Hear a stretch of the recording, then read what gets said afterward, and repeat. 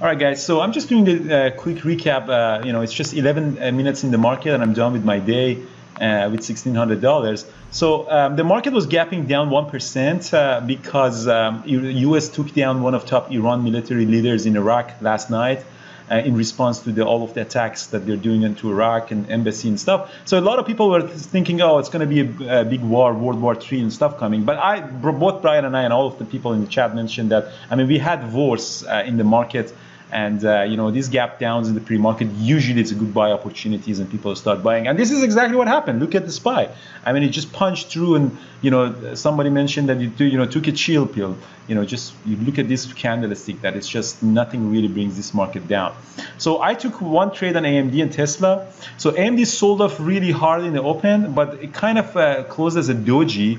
And Brian took a long in the first 5 minutes, and I was just surprised. I was going to say, Brian, what the hell are you doing? It's the sell-off.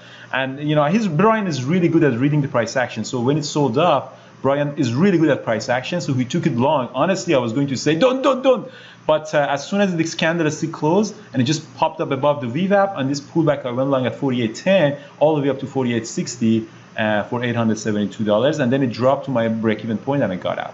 So that was essentially a 2-minute opening range breakup. It's kind of a squeeze. So this is a kind of a squeeze that we took about this. So this is a candlestick. So this is a 1-minute opening range breakup. If you could get a good entry above the VWAP, if I was waiting for this pullback, as you see, I added a couple of times around here, and just popped up, and I sold everything toward breaking the highs.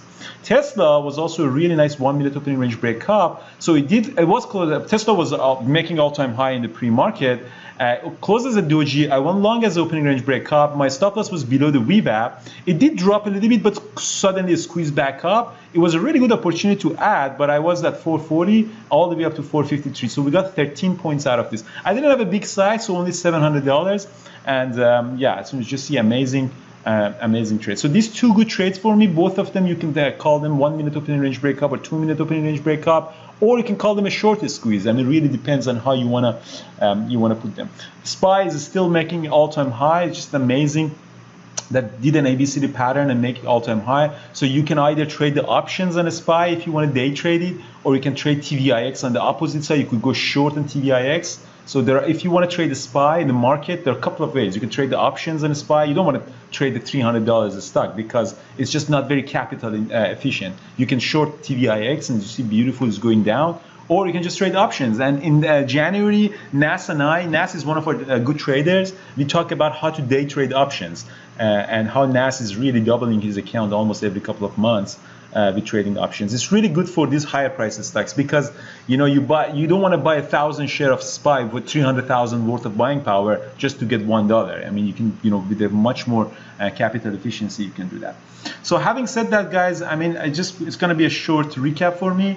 Have a good day, everyone. I'm going to stay in the chat. I just wanted to quickly send this to the editor and we can publish it. And again, $1,000 a day is $300,000 a year. $2,000 a day is over $500,000 a year. You don't really need to push it. I know when you go into Twitter and social media, people are posting $10,000, $20,000 a day. But first of all, I'm not sure how accurate are they. But second of all, is you really don't need to. $1,000 a day is over $250,000, $300,000 a year. So how much money is really enough? All right, guys, have a good day, and have a good weekend. I'll see you Monday morning, guys. Oh, a couple of announcements, guys. I just wanted to mention that the Success Workshop webinar we are also filling up the February. There are a couple of amazing speakers we're bringing from outside of the community, performance coaches, trend traders, you name it. We're just filling up the spots quickly for February. We're going to announce all of the schedule really soon. But next week, we have Amen, and we have options. We have ABCD pattern options, trading psychologists. So a lot of good speakers are coming for our Success Workshop webinars. All right, guys, have a good day. And YouTube people, see you on Monday morning.